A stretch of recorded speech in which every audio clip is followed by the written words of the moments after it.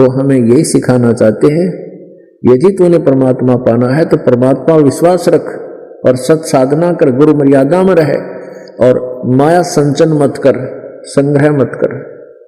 या बहुत बुरी है जोड़ी हुई, या चैन दिन रात नहीं होने देगी। फिर तू भक्ति सत भक्ति कर रहा है, जब आप पर कोई ऐसी समस्या आवेगी फिर देखियो परमात्मा कैसे आपके ऊपर धन की वर्षा कर देगा। अब आप जी ने ये देखा कि तत्वदर्शी संत जो आएगा वो परमात्मा ही होगा। ये प्रमाण हमने लेना है कि तत्वदर्शी संत, गीता जी के अंदर बहुत ज्ञान दिया है, लेकिन फिर भी ऑप्शन छोड़ दिया है कि ये गीता वाला ज्ञान कंप्लीट नहीं है। यहां विचार काल में यानी तेरे मेरे गीता जी के डिस्कशन में मैं इस कंसेप्ट को अच्छी तरह क्लियर नहीं कर सकता, क्योंकि मुझे आदि और अंत से गीता ज्ञानदाता कहता मैं परिचित नहीं हूं।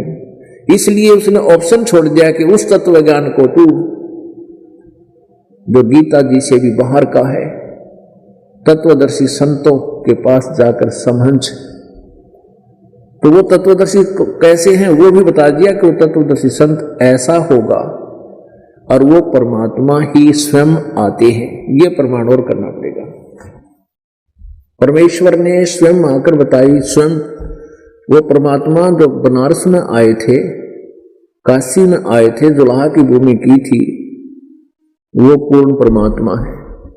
वो परमात्मा है जो ऊपर तीसरे धाम में रहते हैं और वहां से चलकर गति करके यहां आते हैं। अपने आत्मा परमात्मा की भक्ति करना बहुत आसान है। ये विश्वास होना कि हम जो साधना कर रहे हैं, जो पहले कर रहे थे वो ठीक है या गलत है, ये विश्वास करना, ये निर्णय करना, ये कठिन हो गया था अपने लिए। अब इस दास का प्रथम प्रयत्न यही होगा कि आप जी को ये विश्वास दिला दूं कि जो साधना ये दास बता रहा है आप जी को, ये अपने सदग्रंथों अनुसार है। और जो ये ज्ञान दास आपको बता रहा है, जो परमेश्वर ने 600 वर्ष पहले अपने सिंपल लैंग्वेज में, एक साधारण भाषा में, लोकोक्तियों के माध्यम से समझाकर, दोहों के माध्यम से, चौपाइयों के माध्यम से लिपिबद्ध करवाया था, बोला था, उसका समर्थन आज चारों वेद भी कर रहे हैं जिनको हम सत्य मानते थे। और उसी का समर्थन जो परमात्मा ने ज्ञान दिया था, उसी का समर्थन हमारे पुराण कर रहे हैं जिनको हम सत्य मानते हैं। तो जो पुराणों में लिखा था वो ज्ञान हम तक नहीं पहुंचा, और जिनको हम गुरु मानते थे, संत मानते थे, ब्राह्मण मानते थे, वो वास्तव में ब्राह्मण नहीं थे, वो वास्तव में गुरु ऋषि महर्षि नहीं थे, क्योंकि वो तत्व ज्ञान से और सदग्रंथों से अपरिचित थे। उन्होंने केवल अपना शास्त्र विधि विरुद्ध जो अनुभव किया, उस अनुभव को ही हमें सुनाया और समझाया। तो वो साधना हमारी जो उन्होंने बताई वो शास्त्र विरुद्ध थी, जिस कारण से हम आज तक भ्रम भटक रहे हैं। हमारे पूर्वज कोई पशु बन गया, कोई पक्षी, कोई भूत, कोई पत्थर, ये उन्हीं की देन है उस गलत ज्ञान की, शास्त्र विरुद्ध साधना की। तो भक्ति करना कठिन नहीं है। ये दृढ़ होना कि हम जो साधना कर रहे हैं फाइनल है और सही है, तो फिर परमात्मा का पाना बहुत आसान है। क्योंकि ये साधना इतनी सिंपल है, गरीब से लेकर अमीर तक, रंक से लेकर राजा तक कोई भी कर सकता है, सभी का उद्धार होगा।